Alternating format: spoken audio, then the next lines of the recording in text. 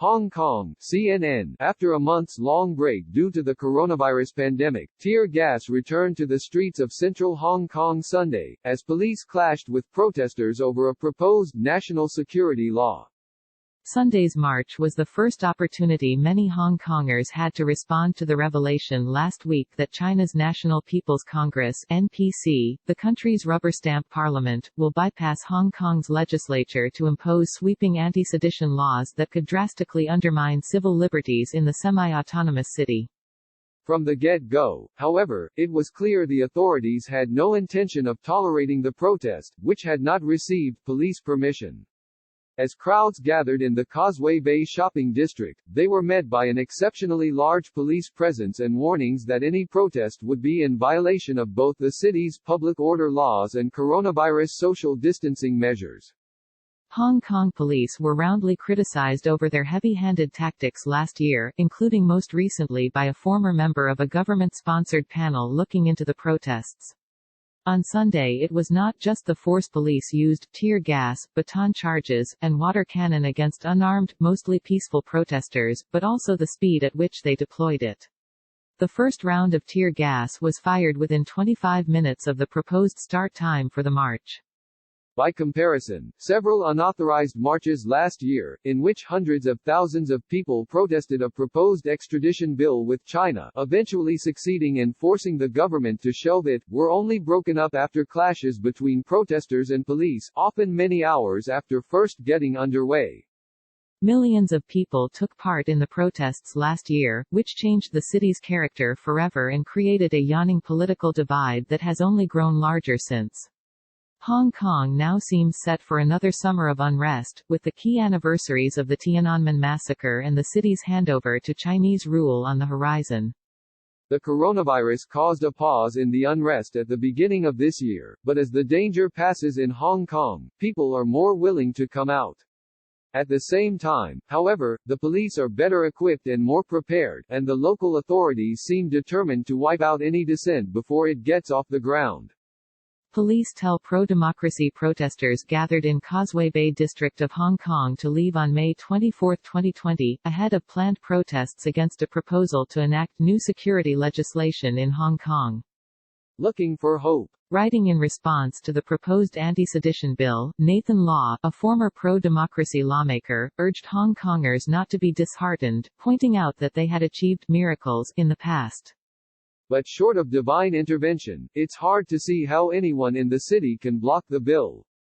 On Wednesday, legislators will resume debate on another law demanded by China, making it a crime punishable by imprisonment to insult the country's national anthem. That bill has taken over 3 years to pass, thanks to repeated filibustering and delaying tactics, and protesters plan to encircle the legislature in an attempt to delay it even further. Neither tactic can be used against the anti-sedition bill, which will be debated and imposed by Beijing's parliament, not Hong Kong's, and will come into force regardless of what happens in the city in the coming weeks.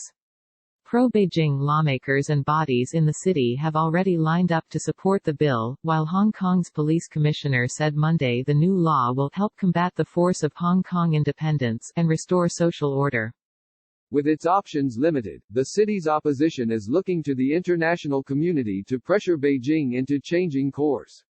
Reaction to the proposed law has been damning. More than 200 parliamentarians and policymakers from 24 countries signed an open letter last week slamming the anti-sedition bill as a comprehensive assault on the city's autonomy, rule of law, and fundamental freedoms.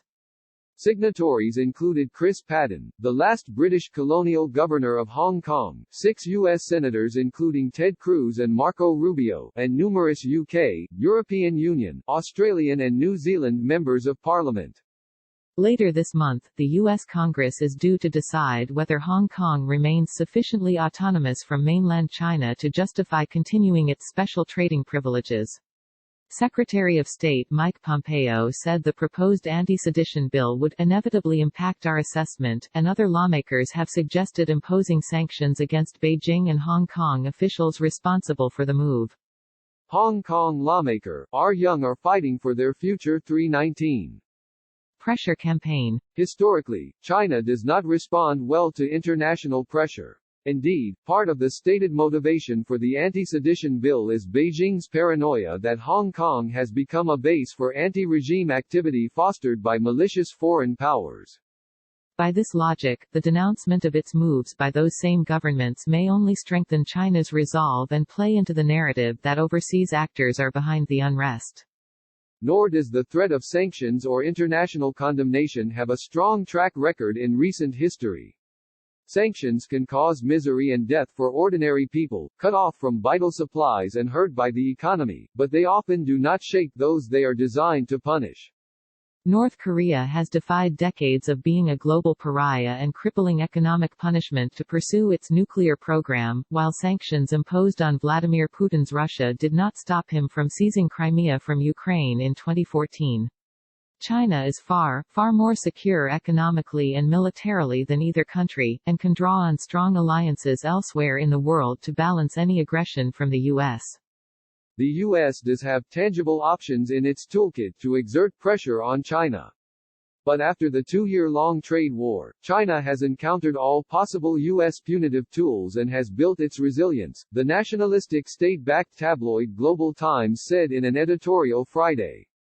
China's latest announcement showed its strategic contempt for Washington's tactics of pressuring Beijing. As long as the U.S. dares to play its cards, China will play the game without hesitation. Riot police stand guard during an anti-government rally on May 24, 2020 in Hong Kong. No way out. Protests against the anti-sedition bill will continue in Hong Kong, at least for now. Multiple demonstrations have already been planned or called for, though it remains to be seen how many will be willing to come out when police have shown a willingness to crack down hard and early.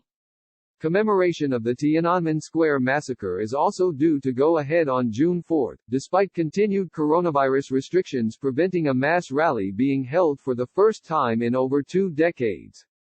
Once the law comes into force, and any criticism of the government potential subversion charge, as many dissidents in China have learned only too well, a major chilling effect can be expected. There may also be a further radicalizing of those already prepared to use violence, particularly among separatists who might face arrest for past promotion of Hong Kong independence. The increased risk of injury, arrest and prison time as the protests escalated last year turned some away, but it did not stop the unrest, and there is no reason to think the new law will do so immediately either. But the ability provided under the new law for Chinese state security agencies to operate in the city for the first time, could see many protesters swept up before they have a chance to take to the streets. Already, some are talking about heading for the exits, a task made more difficult by the coronavirus pandemic, but not impossible. Last year, 2 protesters sought on riot charges were granted asylum in Germany, and pressure is already growing in the UK for Westminster to do something to protect its former colonial citizens.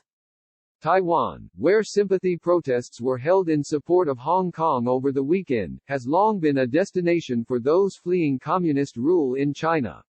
While the island does not currently have legal protections for refugees, on Sunday its president, Tsai Ing-wen, vowed to proactively improve and forge ahead with relevant support work, and provide Hong Kong's people with necessary assistance.